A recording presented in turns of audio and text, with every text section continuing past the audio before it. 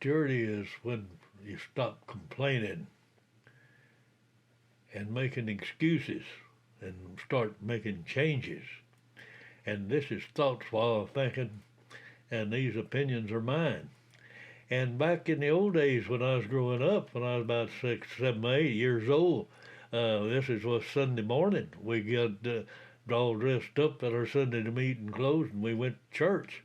And then after church, my mama would have a big old fried chicken dinner ready for us. And my job on that, putting that chicken dinner on the table was wringing that old chicken's neck so mother could pick the feathers and fry the chicken.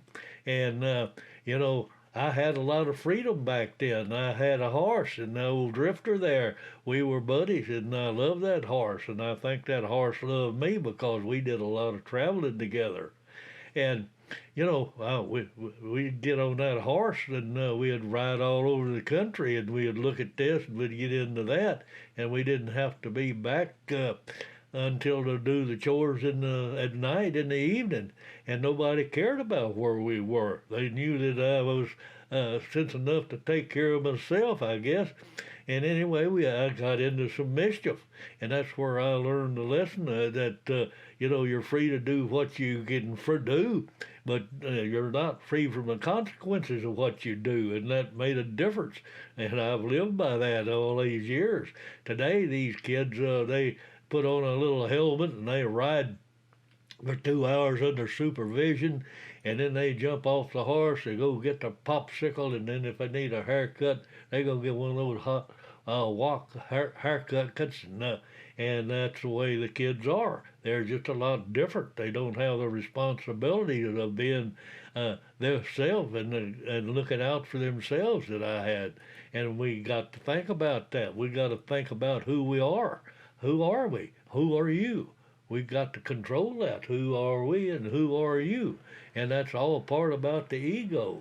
And the ego, however, is not who you really are. It's your self-image, and it's the one that you present. It's a mask that you wear.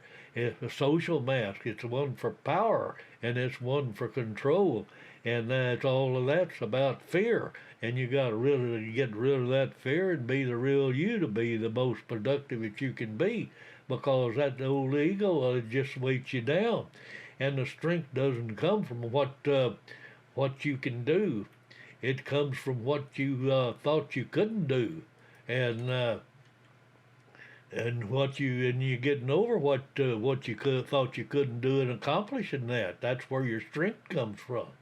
And Einstein, my favorite old buddy there, he says the more ego you got, the less knowledge you have. The more knowledge you have, the less ego you have, and that's what we're working on, is getting that knowledge to where we can get away from worrying about that id, ego, and superego, and all those things that work to hold you back because of putting up a mask on and not being your true self.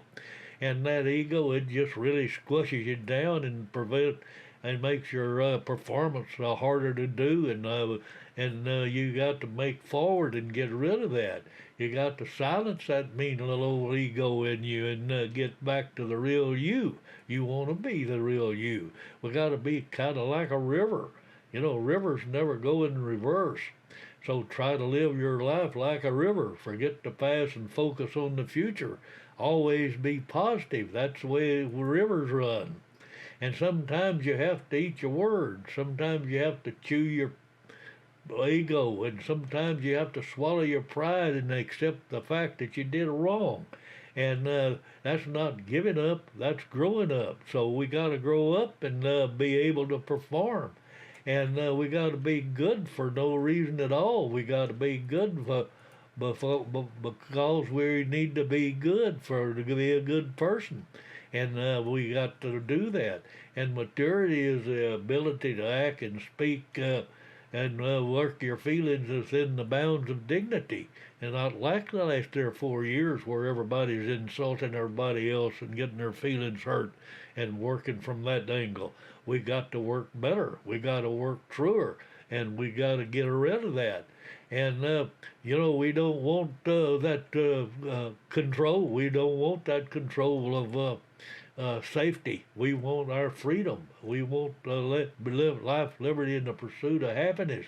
And we don't want that security that's being promised under the little words of socialism and communism that making people really think about junking our great country right now. We got to get around that.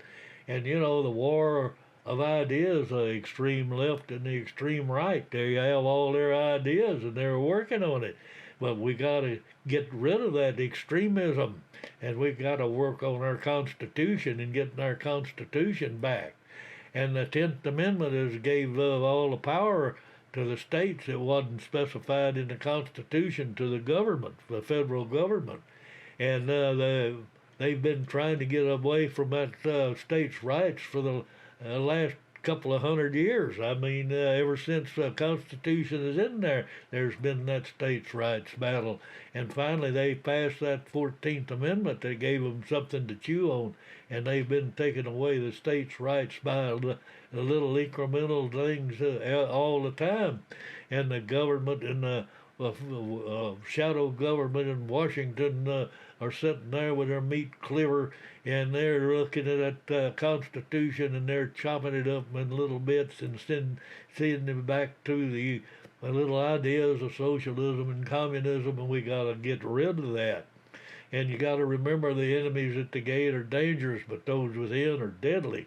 And we've got some deadly enemies within that's pushing that communism, and I don't want to give up my freedom. I'm too free. I like to do what I want to do, and now we got to get our government back to working for we the people, and instead of we the people working for the government. We got to move forward on that.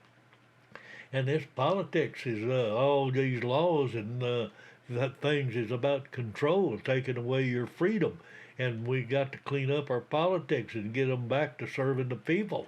And I'll never apologize for being an American, because I'm proud to be an American, and I'm proud of the ones who died for me, and I'm happy that our founding fathers saw enough internal investigation there to find our Constitution and make it work for us and give us our freedom.